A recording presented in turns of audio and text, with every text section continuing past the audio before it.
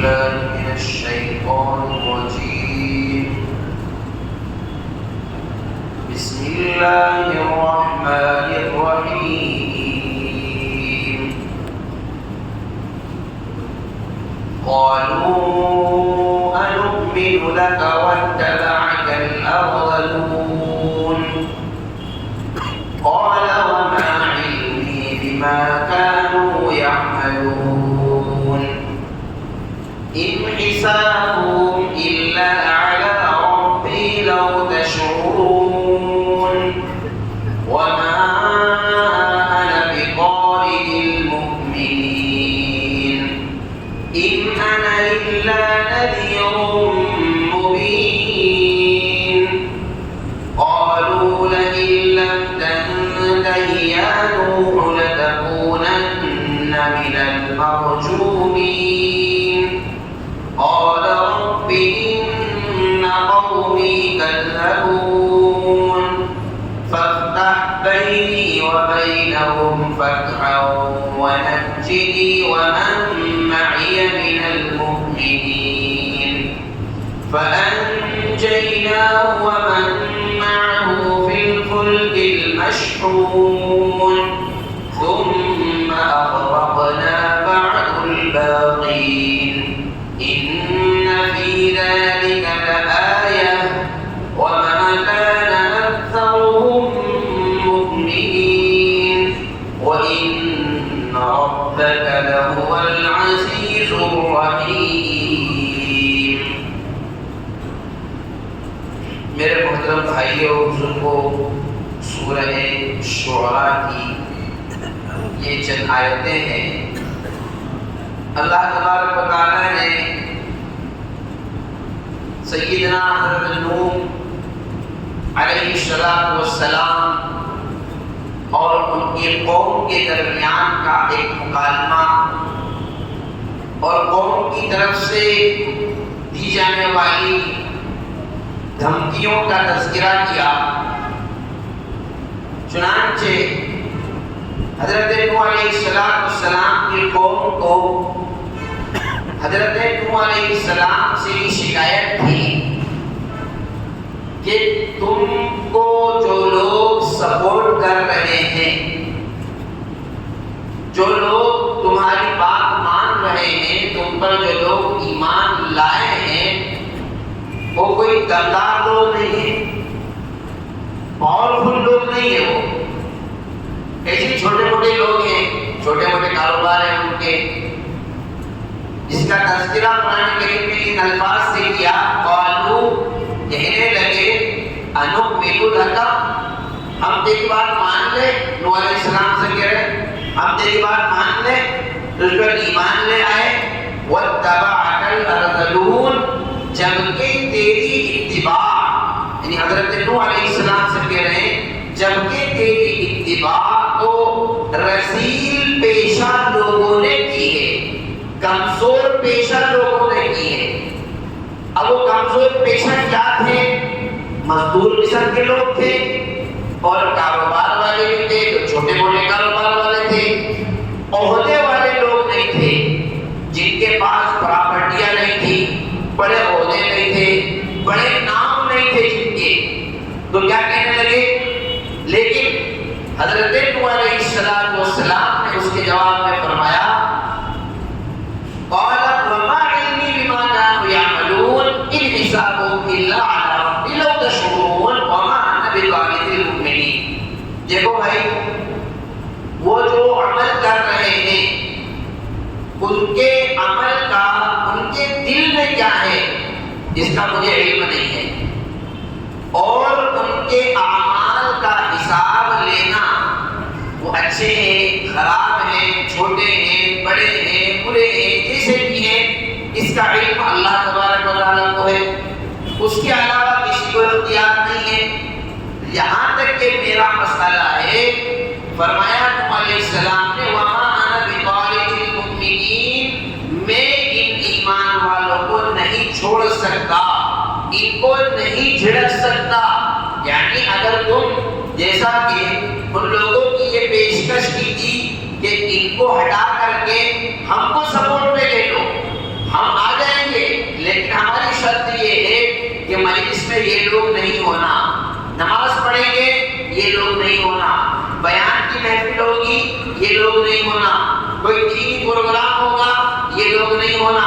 اللہ کے نبی حضرت نوح علیہ السلام کو اللہ نے وہی دین سے کہو ان کو میں ہٹانے والا نہیں ہوں، کسی حال میں بھی ہٹانے والا نہیں ہوں۔ یہی صورتحال حضرت جناب رسول اللہ صلی اللہ علیہ وسلم کے دور میں بھی پیش آئی۔ رسول اللہ صلی اللہ علیہ وسلم سے بھی اس قسم کی پیشکش کی گئی۔ اللہ تبارک و تعالیٰ نے نبی کریم صلی اللہ علیہ وسلم کو وحی نازل کی اور فرمایا نہیں وَلَا تَطْرُدِ الَّذِينَ يَدْعُونَ رَبَّهُمْ بِالْغَدَاةِ وَالْعَشِيِّ يُرِيدُونَ وَجْهَهُ وَلَا تَعْدُ عَيْنَاكَ عَنْهُمْ۔ نبی کریم صلی اللہ علیہ وسلم کو اس کی اللہ کی طرف سے تاکید کی گئی اور فرمایا گیا کہ جو لوگ تمہارے ارد گرد گھومتے ہیں، تمہارے ساتھ میں رہتے ہیں، تمہاری تصدیق کرتے ہیں، تم پر ایمان لاتے ہیں، اللہ کے یہاں انہی کی ویلیو اور انہی کی قیمت ہے، تم ان کو کبھی اپنوں سے جدا مت کرنا۔ معلوم یہ ہوا یہاں سے اس بات کی تعلیم حاصل ہوئی اور یہ سبق ملا کہ پیشے کا چھوٹا اور بڑا ہونا یہ کسی کے لیے عزت اور ذلت کا معیار نہیں بن سکتا ہے۔ عزت اور ذلت کا معیار اللہ اور اس کے رسول کی بات کو ماننا اور نہ ماننا ہے۔ اگر کوئی شخص بات نہیں مانتا ہے، کتنے بڑے عہدے پر ہے، اس سے کوئی فرق نہیں پڑتا۔ اور یاد رکھیں ایک چیز ہم اچھی طریقے سے سمجھ لیں، اگر ہم مومن ہیں، ہمارے دل میں ایمان ہے، اللہ اور اس کے رسول کا خوف ہے، اللہ اور اس کے رسول کا ڈر ہے، تو پھر ہم مزدوری کر رہے ہیں کوئی حرج نہیں ہے۔ ہم اگر کسی کے یہاں بیلداری کر رہے ہیں کوئی حرج نہیں ہے۔ ہم آٹو رکشہ چلا رہے ہیں کوئی حرج نہیں ہے۔ ہم حلال کاروبار، حلال پیشہ جو بھی اختیار کریں وہ ہمارے لیے عزت کی چیز ہے، اس لیے کہ اللہ نے ہم کو حرام سے بچایا ہے۔ اور اگر حرام طریقے سے کتنا ہی نام کما لیں، کتنے ہی فوٹو کھنچوا لیں، کتنے ہی بینر لگوا لیں، کتنے ہی پوسٹر چپکوا لیں، اس سے کوئی فرق نہیں پڑتا۔ یہیں سے یہ پیغام مردوں کے ساتھ ساتھ ہماری ان بہنوں کو بھی پہنچ جائے گا کہ اگر ان کے بچے دیندار ہیں، اگر ان کے شوہر دیندار ہیں، اگر ان کے ابو دیندار ہیں، لیکن چاہے وہ کمزور ہیں دنیاوی اعتبار سے، چاہے وہ کمزور ہیں مال کے اعتبار سے، کمزور ہیں تجارت کے اعتبار سے، اگر دینداری ہے، نماز روزہ ہے، اللہ اور اس کے رسول کی اطاعت ہے، اللہ کے نزدیک یہ باعزت ہے، ہمیں ان کا اعزاز اور اکرام کرنا چاہیے۔ کسی دوسرے کو دیکھا دیکھی، کسی دوسرے کو دیکھ کر کے اس کے آدمی نے ایسا کیا، اس کے شوہر نے فلاں جگہ سے لون لے لیا، اس کے شوہر نے فلاں جگہ سے سود پر پیسہ لے لیا، اس کے ابو نے جھوٹ بول کر کے ایسا کام کر لیا، ہم بھی کریں، یہ کوئی عقل مندی کی دلیل اور عقل مندی کی علامت نہیں ہے۔ اور یاد رکھیے ہر زمانے میں کفر کی طرف سے، شرک کی طرف سے آپ کو آفر دیا جائے گا، آپ کو سپورٹ میں لیا جائے گا، آپ کو ان کے مذہب کی حمایت میں آپ کو آگے کرنے کی کوشش کی جائے گی۔ اور یہ آج کا نہیں ہے، جناب نبی کریم صلی اللہ علیہ وسلم کی خدمت میں امیہ ابن خلف، ابو جہل، عاص بن وائل صحابی، کچھ لوگ آپ کی خدمت میں آئے۔ ایک روایت کے مطابق تو آ کر کے آپ کو پیشکش کرنے لگے۔ کیا پیشکش کی کہ آپ بتائیے آپ کو کیا چاہیے؟ آپ توحید کے پیغام دیتے ہو اور شرک اور بت پرستی کی ہمارے معبودوں کو برا کہتے ہو اور لوگوں کو کہتے ہو کہ ان کی عبادت مت کرو، یہ بند کرنے کے لیے آپ بتائیے آپ کو کیا سپورٹ چاہیے؟ آپ کو مال چاہیے، دولت چاہیے، عہدہ چاہیے، سرداری چاہیے، خوبصورت لڑکیاں چاہیے، جو آپ چاہتے ہیں ہم آپ کی خدمت میں پیش کرنے کے لیے تیار ہیں، بس تھوڑا سا اتنا کر دو کہ ہمارے معبودوں کو برا کہنا بند کر دو۔ ایک روایت یہ ہے، ایک روایت کے مطابق یہ پیشکش کی گئی، نبی علیہ وسلم کے سامنے کہ ایک کام کریں، 1 سال تم ہمارے معبودوں کی عبادت کرنا اور 1 سال ہم تمہارے معبود کی عبادت کریں گے، یعنی 1 سال مذہب اور دین تمہارے حساب سے چلائیں گے اور 1 سال ہمارے حساب سے چلائیں گے۔ ایک روایت یہ ہے، اور ایک روایت یہ ہے کہ انہوں نے نبی کریم صلی اللہ علیہ وسلم کے پاس میں آ کر یہ کہا کہ آپ صرف ہمارے معبودوں کے سامنے کھڑے ہو جایا کرو اور ان پر اپنا ہاتھ رکھ دیا کرو، بس اتنا کافی ہے۔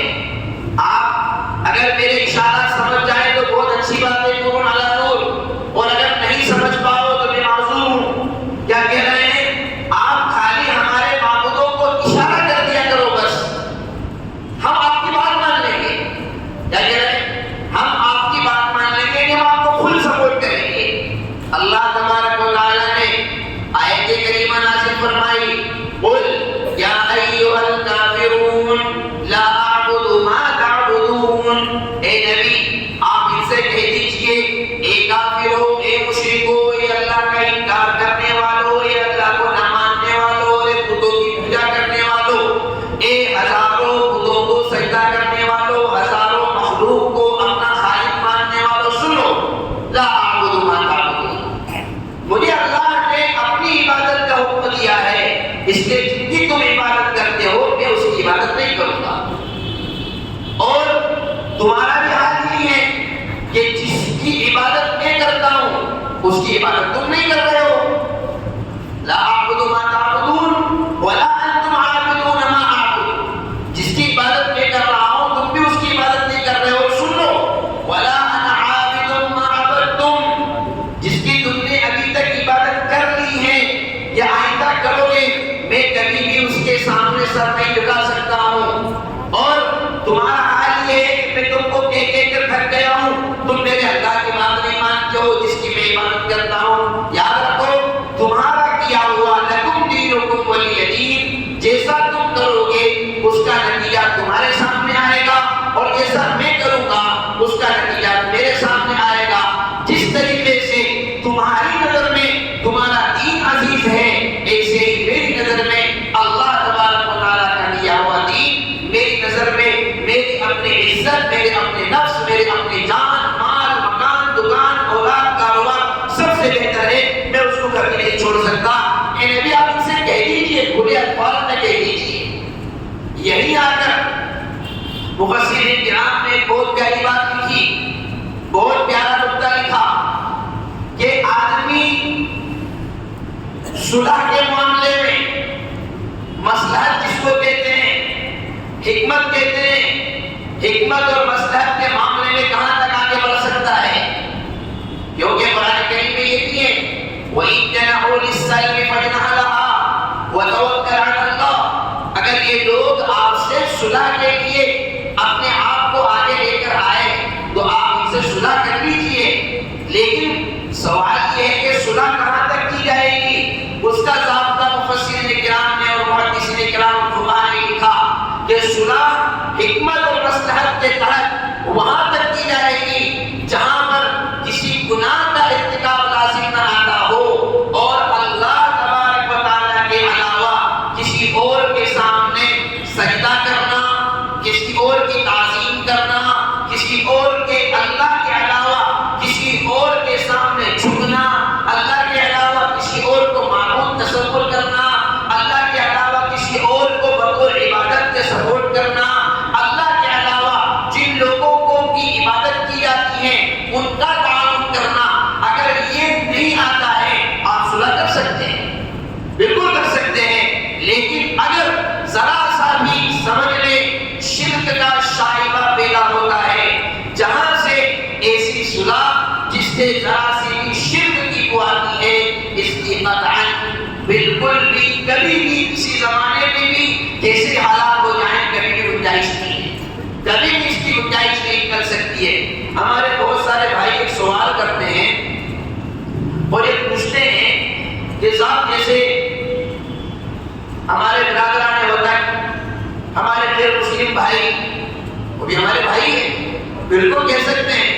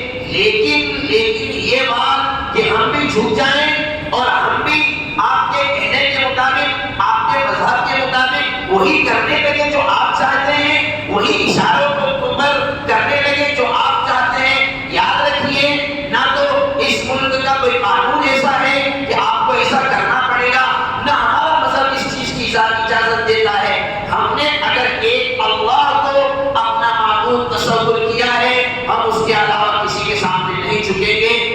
یہی تو ہماری تعلیم ہے، یہی تو ہماری تعلیم ہے کہ استقامت، ہم نے صرف ایک اللہ کو اپنا رب مانا ہے، ہم اسی کے سامنے اپنے آپ کو جھکائیں گے اور ہم اسی کے بندے اپنے آپ کو مانیں گے، اور لا الہ الا اللہ محمد رسول اللہ کی جو تعلیمات ہمیں دی گئی ہے حضرت محمد مصطفیٰ صلی اللہ علیہ وسلم کی طرف سے، ان تعلیمات کو ہم جس طریقے سے اپنے گھر میں اپنا رہے ہیں، اپنے برادران وطن کے ساتھ بھی اپنائیں گے۔ ہم ان کو دعوت میں بلائیں، کوئی حرج نہیں ہے، بالکل بلا سکتے ہیں۔ وہ پریشان حال ہے، ہم ان کی مدد کریں گے۔ وہ بھوکا ہے، ہم ان کو کھانا کھلائیں گے۔ وہ ننگا ہے، ہم اس کو کپڑے پہنائیں گے۔ وہ پیاسا ہے، ہم اس کو پانی پلائیں گے۔ اس کو روٹی اور پیسے کی ضرورت ہے، وہ بیمار ہے، ہم اس کا علاج کرائیں گے۔ اس کو کسی سپورٹ کی ضرورت ہے، اس کو کسی چیز کی دنیاوی اعتبار سے مال کی ضرورت ہے، ہم حد تک امکان کوشش کریں گے۔ اگر وہ ہمارا پڑوسی ہے، ہم اس کو بھوکا نہیں سونے دیں گے، ہم اس کو ٹھنڈ میں ٹھنڈنے نہیں دیں گے، ہم اس کو گرمی میں پسینہ نہیں آنے دیں گے۔ یہ ہمارے اخلاق ہیں، یہ ہمارے تعلیم ہے جو جناب رسول اللہ صلی اللہ علیہ وسلم نے ہمیں سکھلائی ہے۔ لیکن اگر معاملہ شرک اور توحید کا آ جائے گا تو ہم کبھی بھی شرک کو سپورٹ نہیں کر سکتے ہیں اور ہم کبھی بھی بت پرستی کو سپورٹ نہیں کر سکتے ہیں۔ یہ ہمارے عقائد کی تعلیم ہے جو ہمیں دی گئی ہے، اسی پر ہمیں جینا ہے اور اسی پر ہمیں مرنا ہے۔ اللہ تبارک و تعالی ہمیں سمجھ عطا فرما دے کہ ہم نے اپنے برادران وطن کو متاثر کرنے کے لیے جو طریقہ ہم اپنی مزاج کے اعتبار سے اپنانے کی کوشش کر رہے ہیں، یاد رکھیے ان طریقوں سے وہ کبھی بھی متاثر نہیں ہو سکتے۔ اگر وہ متاثر ہوں گے، ان اخلاق سے متاثر ہوں گے جو محمد رسول اللہ صلی اللہ علیہ وسلم نے پیش کیے، ہم کیوں نہیں کرتے ہیں؟ اگر ان کا تاثر آئے گا، ان عادتوں سے آئے گا جو محمد رسول اللہ صلی اللہ علیہ وسلم نے پیش کیے ہیں۔ اس لیے کہ دنیا میں کفر کتنا ہی بڑھ جائے، لیکن جو کافر جناب محمد رسول اللہ صلی اللہ علیہ وسلم کے مقابلے میں تھے، ظاہر سی بات ہے بعد میں آنے والوں کا جس طریقے سے بعد میں آنے والوں کا ایمان پہلے ایمان والوں کا مقابلہ نہیں کر سکتا، یہ بات پکی ہے۔ خود رسول اللہ صلی اللہ علیہ وسلم نے فرمایا خیر القرون قرنی ثم الذین یلونہم ثم الذین یلونہم، بہترین زمانہ جس کائنات کا سب سے بہترین زمانہ وہ ہے جس میں محمد رسول اللہ، آپ اپنے بارے میں فرما رہے ہیں کہ محمد رسول اللہ صلی اللہ علیہ وسلم جس زمانے میں خود موجود ہے، اس سے بہترین زمانہ کائنات میں کبھی نہیں آ سکتا۔ اس دنیا میں نہ اس سے پہلے آیا ہے نہ اس کے بعد میں کبھی آ سکتا ہے۔ یقیناً حضرت امام مہدی علیہ الرضوان کا ظہور ہوگا، وہ حق اور باطل کی لڑائی کر کے حق کو فتح دلائیں گے۔ حضرت عیسیٰ علیہ السلام کا نزول ہوگا، وہ دجال کا خاتمہ کریں گے، برکتیں نازل ہوگی، لیکن ان سب کے باوجود اس زمانے کا مقابل نہیں ہو سکتا جس میں محمد مصطفیٰ صلی اللہ علیہ وسلم رہے ہوں۔ تو یہ بھی یاد رکھ لیجیے، آپ کے مقابلے میں جن لوگوں نے کفر کیا ہے وہ بھی بعد میں آنے والے کافروں کے مقابلے میں ان کا کفر نہیں ہو سکتا ہے۔ جس طریقے سے ادھر تنزلی آئے گی، ادھر بھی تنزلی آئے گی، دونوں طرف تنزلی آئے گی، بس فرق اتنا ہے کہ ان لوگوں نے استقامت کا پہاڑ اٹھا کر کے اپنی عمدہ اخلاق کے ذریعے، اعلیٰ تعلیمات کے ذریعے، اعلیٰ کردار کے ذریعے یہ ثابت کیا کہ واقعتاً اسلام ایک سچا مذہب ہے۔ اسلام کے ماننے والے بڑے پکے ہوتے ہیں، اسلام کے ماننے والوں اپنی زبان میں سچائی رکھتے ہیں، اپنی نگاہوں میں سچائی رکھتے ہیں، اپنے اعمال میں سچائی رکھتے ہیں، اپنے افعال میں سچائی رکھتے ہیں، اپنے معاملات میں سچائی رکھتے ہیں، اپنے وعدوں میں سچائی رکھتے ہیں۔ وہ انہوں نے ثابت کیا۔ اللہ تبارک و تعالیٰ نے لوگوں کو ایمان کی دولت سے سرفراز فرمایا۔ میں آپ کو بتاؤں 13 سال مکہ کے لے لو،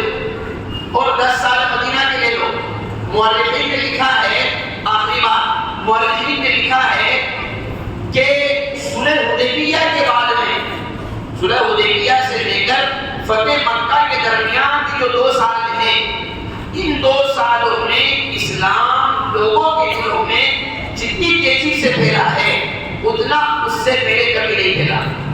جب اہل ایمان رسول اللہ صلی اللہ علیہ وسلم صلح کر کے جب واپس لوٹ گئے، اور وہ جیسے صلح یہ ہوئی تھی کہ دیکھو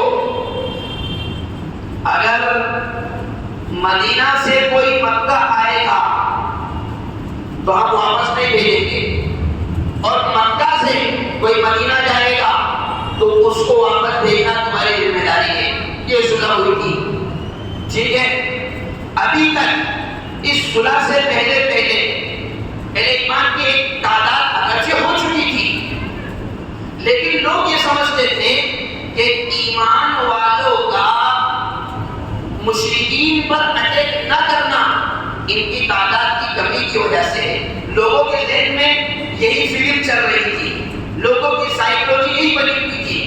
لیکن جب صلح حدیبیہ ہو گئی اور مکہ کے لوگ مدینہ، ظاہر سی بات آنا جانا تو لگا ہی رہتا تھا، مکہ کے کچھ مشرکین مدینہ آنا جانا، کیونکہ مکہ اور مدینہ کی رشتہ داری شروع سے بہت رہی ہے، مکہ اور مدینہ کا آپس میں شروع سے ایک تعلق رہا ہے۔ تو جس طریقے سے مکہ والے اہل ایمان کے ساتھ یہ کام کیا کرتے تھے کہ 5، 10، 15 مل کر کے کوئی ایک مومن مل گیا اس کو مار دیتے تھے، اس کو تکلیف پہنچاتے تھے، یہ کام تو مدینہ والے بھی کر سکتے تھے نا۔ ارے مدینہ میں اتنی بڑی تعداد ہو گئی تھی مسلمانوں کی کہ 15-20 اکٹھے ہو کر کے 15-20 اکٹھے ہو کر کے 2 آدمیوں کو وہی مدینہ میں مار لے، یہ کام کر سکتے تھے، وہ اتنی بڑی تعداد ہو چکی تھی۔ لیکن یہ بات تاریخ گواہ ہے اس بات پر، آپ ایک واقعہ اس قسم کا نہیں پیش کر سکتے۔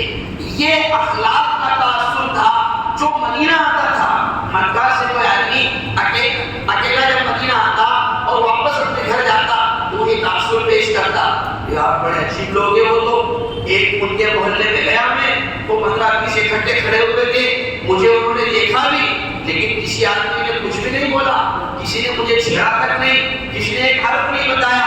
معلوم ہوا کہ وہ حقیقت میں پکے ہیں، حقیقت میں جو محمد بات بتاتے ہیں اس بات میں دم ہے۔ یہ تھی وہ چیز جس نے ان 2 سالوں میں مکہ والوں کو بھی اور مکہ کے اطراف کو بھی ان کے دلوں کو نرم کیا، اور اللہ تبارک و تعالیٰ نے پھر فتح مکہ کے بعد فوج در فوج لوگوں کو ایمان کی دعوت، ایمان کی دولت عطا فرمائی، اور پھر اس طریقے سے مکہ فتح ہو کر ایک اسلامی پرچم پورے جزیرۃ العرب پر لہرایا گیا۔ یہ اس چیز کی ضرورت ہے جس میں ہم لوگ صفر کے قریب پہنچ چکے ہیں۔ اللہ ہم سب کی عبادت فرمائے، اللہ ہمیں ایمان کی دولت سے مالا مال فرمائے، استقامت کی دولت سے مالا مال فرمائے، جناب محمد رسول اللہ صلی اللہ علیہ وسلم کے اخلاق اور آپ کی تعلیمات سے اللہ ہم سب کو مالا مال فرمائے، اس لیے کہ آپ کے اعلیٰ اخلاق، آپ کی عمدہ تعلیمات ہی ہر زمانے میں اسلام کی سربلندی کا ذریعہ رہی ہیں اور قیامت تک وہی رہے گی، چاہے حالات کیسے ہی بن جائیں۔ اللہ ہم سب کو ایک سننے سے عمل کی توفیق عطا فرمائے، اور توفیق دے گا۔